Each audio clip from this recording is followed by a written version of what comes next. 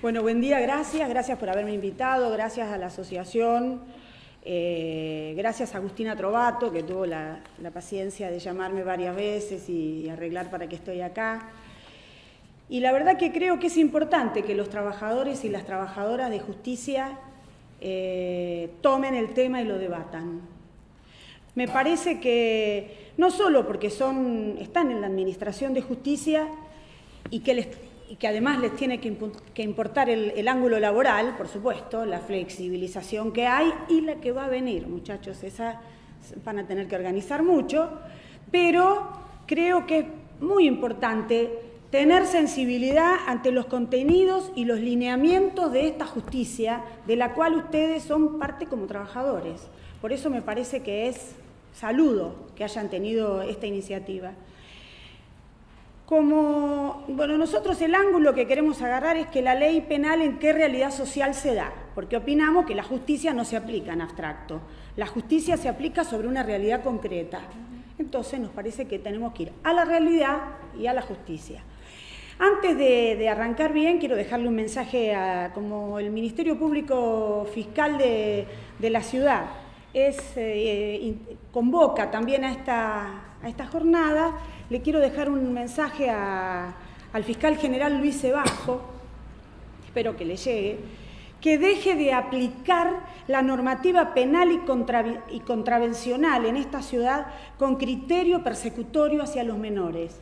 Porque es cierto, estas jornadas se llaman hacia la restauración de derechos y la paz social, aunque tengamos distintos criterios sobre qué significa y cómo se llega a la paz social, pero le quiero dejar dicho que lo que hace es echar más leña al fuego de la polarización social, con cómo se mueve en esta ciudad. Entonces, espero que le llegue. Como decíamos recién, entonces, la realidad en la que estamos hablando. Hoy tenemos un país en el que hay más de 1,5 millones de pibes niní, ya tienen nombre. Es decir, pibes entre 15 y 25 que no trabajan ni estudian. Porque a cualquiera de ustedes cuando terminaron el secundario le deben haber dicho o trabajás o estudiás, si no lo tenían claro. Bueno, a estos ni una ni otra. Y decirles que buena parte de esos son menores, de esos pibes. Además, el INDEC, los datos que da, reconoce de que 6 de cada 10 niños hasta 17 años son pobres y que el 15% son indigentes, o sea que o no comen o comen poco. Y es el promedio es mayor que la media social de indigencia y de pobreza. En este caso. Por eso nosotros decimos que hay infantilización de la pobreza, así como en el caso de las mujeres. Decimos que hay feminización de la pobreza, porque las mujeres somos las más pobres, las que echan primero. Bueno, los jóvenes es la infantilización. Y entonces yo, la verdad que, además les aclaro por lo que decían recién, la violación y el abuso, el 80% es intrafamiliar.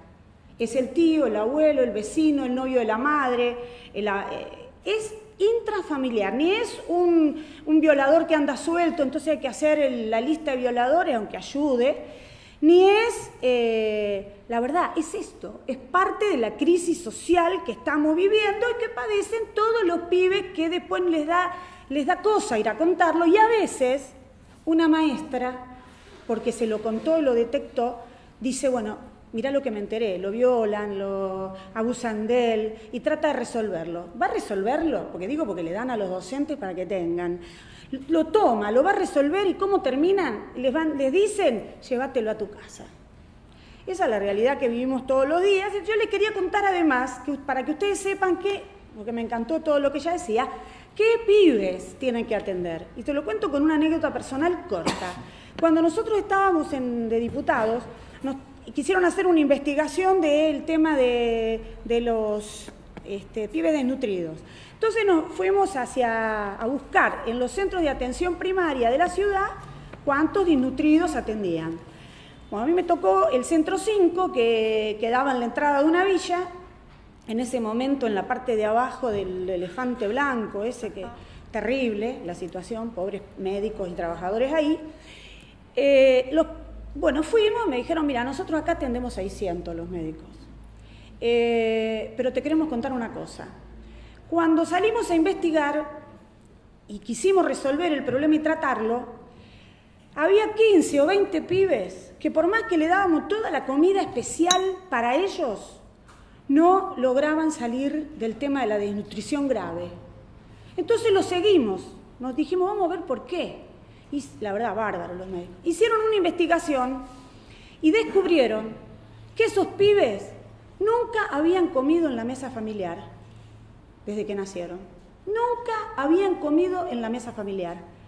Entonces, hicieron lo que había que hacer, le llevaron a la casa a la mamá, que tampoco hacía mucho que no cocinaba, porque no tenía con qué, le llevaron todo para que haga la comida, para que garrafa, comida, todo. Ella hizo la comida, los pibes comieron con comida especial y salieron. Entonces ustedes tienen que saber que ya van 3 generaciones de pibes que no comen en la mesa familiar. Entonces cuando vayan a juzgar, piensen que esos pibes seguramente son parte de los que después fui a ver, porque como no lo podía, no me perdonaba no haberme dado cuenta. Entonces fui a la Villa 31, donde tenía una amiga que era enfermera, y me fui a la hora de comer. Y encontré, de verdad, pibitos así, chiquititos, pibitas, solas, con un platito de lata, con una cuchara, yendo a comer solas. Entonces, perdonen, eso es lo que ustedes van a juzgar. Y para eso es que nosotros queremos, que es necesario saber qué situación social se vive para avanzar en qué medidas judiciales se toman. Por eso, la verdad que hoy, que es el día de lucha por la despenalización y la legalización del aborto, también tomé la situación de las jóvenes, porque también les tocan las jóvenes de esta sociedad. La verdad que UNICEF dice que en nuestro país, cada 3 horas, una niña de 10 a 14 años es madre. 3 horas. Entonces, la verdad que es una vergüenza que la maternidad sea obligatoria, que sea un camino de ida, que en esta sociedad la maternidad no sea una decisión personal, que nos nieguen la educación sexual integral con orientación de género, que es una ley nacional, que nos nieguen la educación sexual integral para poder decidir qué hacer y prevenir, y después que nos nieguen los anticonceptivos que necesitamos para no abortar, y el aborto como un aborto seguro, legal y gratuito para no morir. Porque ustedes saben que se mueren 200 mujeres por año, por lo menos. Fíjense, es un problema social tan grave el aborto, que en este país hay 500 abortos y 738 nacimientos. Entonces, casi tantos abortos como nacimientos. Pasa acá, en otros países que incluso legalizaron el aborto no pasa. Porque no es que nosotros defendemos el aborto, defendemos el derecho a decidir. Y queremos que a las mujeres que quieran tener hijos el Estado les dé las mismas garantías de dónde tenerlo, dónde criarlo, qué darle de comer, tampoco. Ni a las unas ni a las otras, solo que de abortar se muere. Entonces, nosotros, la verdad, nos parece que las mujeres, muchas, van también a la justicia por esta situación social. Y entonces nos parece que además nos tenemos que soportar, por ejemplo, a Monseñor Aguer, al que le pagamos, ustedes y nosotros, el 70% del sueldo de un juez, porque nosotros sostenemos a toda la jerarquía eclesiástica de la Iglesia Católica, decir, como dijo esta semana, que prohibía la teoría de género, digo porque la justicia con orientación de género no dediqué hoy, porque eso es otro debate, que él suspendía con un decreto municipal una ley nacional que es la 26150 de educación sexual integral con orientación de género, que aunque no se dé todavía en las escuelas, porque no avanzamos hasta ahí, la verdad, lo tenemos que soportar y que lo haga en los colegios religiosos, y por eso los invito hoy a la marcha que se va a hacer a la tarde acá en la Plaza de Mayo. Por todo esto creemos que hay que cambiar la radicalmente la base objetiva y estructural de altísima vulnerabilidad social que tienen los pibes y las pibas, los menores. Porque no se puede obviar a la hora de diseñar y de aplicar las leyes esa vulnerabilidad social en la que viven. No se puede, por más que venga el ministro Bullrich y como gran actual candidato a senador y como gran noticia diga que está feliz porque este gobierno detiene un pibe y hace 1 metro cuadrado de asfalto por día. Ese es el concepto que tienen, por eso no quieren hablar de otra cosa que de penalizar. No tienen ningún objetivo de avanzar en ese sentido. Entonces, esto requiere planes económicos que una parte importante la dediquen a hacer salir a los pibes de la vulnerabilidad. Sin embargo, va a estar difícil porque el presupuesto que se va a votar no indica que van para ese lado, hay recorte en todo lo social. Entonces, la verdad que si no se restauran los derechos, no va a haber paz social, independientemente del concepto que cada uno tenga de paz social. Entonces, por eso, después de esa situación social que tenemos las mujeres y los varones adolescentes que tienen, quería decirles que entonces sí, pasemos a la realidad penal. Como decía la doctora, cada vez que se habla de la realidad penal, arrancan con la baja de la... y se lucen, se creen que se lucen. Hay que avanzar en la baja de la edad de imputabilidad de los menores, porque no, la verdad, nosotros por supuesto nos oponemos totalmente a que arranquen por ahí y a que esa sea la única salida que tienen por los pibes, con los pibes. Desde ya que los delitos graves, los que son homicidios, tiene que haber reclusión. Pero les quiero decir, de 65.000 criminalizados, 15.000, o sea, entre el 26 o 27% de los pibes están en institutos de menores. Y de esos, casi la mitad de los pibes son menores de 14 y pobres. Y les dan la salida del... y se habla de la baja de la edad y del delito, no se habla ni de los institutos de menores, ni se habla de la situación social cuando se empieza a hablar de este tema, ¿verdad? Instituto de menores, la verdad que con todo respeto la escuché a la doctora en el panel anterior que habló de Disney, de la ciudad de Buenos Aires, porque yo tengo el privilegio de haber sido 2 veces diputada de acá y después haber hecho campaña en la provincia de Buenos Aires, y la verdad, quiero contarles cortito, el CREU de Lomas. Yo soy enfermera, pero cuando me meto en una cosa voy y trato de aprender. Entonces hubo un conflicto y trasladaron todo un equipo de trabajo de pibes del CREU de Lomas. Entonces hicieron conflicto, me llamaron, fui a ver, y entonces los pibes me decían que ellos habían intentado como equipo tratar de resolver la situación desesperante que se vivía ahí adentro para los pibes, donde había denuncias de todo tipo, de torturas, de todo tipo. Entonces, como eran docentes, montaron una escuela, se dieron la política de despertar a los pibes con un beso o un abrazo, comían con ellos en el almuerzo. Cada vez que un pibe se desbordaba, en vez de pegarle una paliza, que era lo habitual, ellos se los llevaban a una habitación, se pasaban un buen rato charlando con ellos y trataban de salir de ahí. Bueno, ¿qué hicieron con esos pibes? Los sacaron porque para la dirección del CREU de Lomas eran una molestia.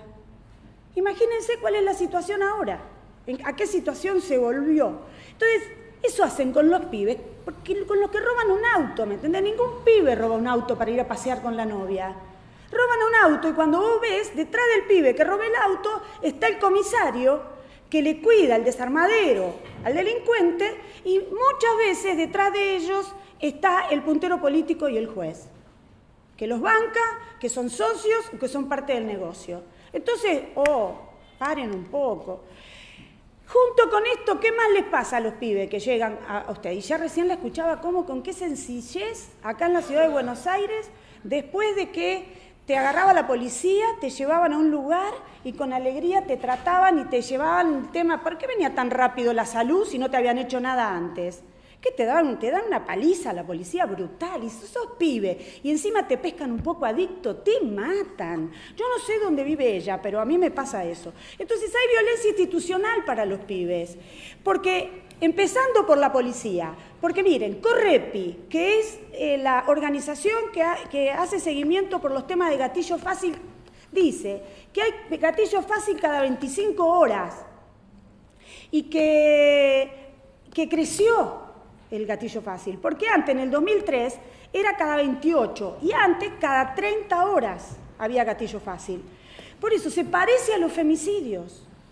Crece el gatillo fácil y crece la violencia hacia las mujeres. Pero en el caso de la policía, incluye hostigamiento, detenciones arbitrarias, torturas en comisarías y muerte en comisarías. Entonces, yo creo que además el sistema penal castiga una vez ocurrido el hecho. Es así. Entonces, en realidad la clave debería ser prevención e inclusión, porque bajaría la frecuencia de las situaciones que a ustedes les toca atender. Entonces, además del objetivo de la sanción, el objetivo de la sanción tendría que ser recuperarlo al pibe, tendría que ser no estancarlo, incluso no profundizarle, como ella decía, no profundizarle la situación de desastre que arrastra, porque no solo nunca comió en la mesa familiar. Piensen, cada uno de ustedes, a pesar de las cosas que uno vivía ahí, si nunca la mamá les hubiese hecho ni la comida. Entonces, no hay ningún plan de reinserción, ni educativa, ni laboral, ni social para los pibes. En ningún lado, ni acá, ni allá, ni donde hay mucho presupuesto como acá, ni en ninguno de los otros lugares. Menos en algunos lugares en la provincia, imagínense. Bueno, entonces yo creo que hay que actuar, la justicia tiene que actuar para restaurarles sus derechos básicos vulnerados. Y ese tiene que ser uno de los objetivos esenciales, porque lo demás es puro verso. Entonces, muchas gracias y los invito mañana a la movilización en la Plaza de Mayo, acompañando a la familia Santiago Maldonado para pedir su aparición con vida. Gracias. Gracias por haberme invitado.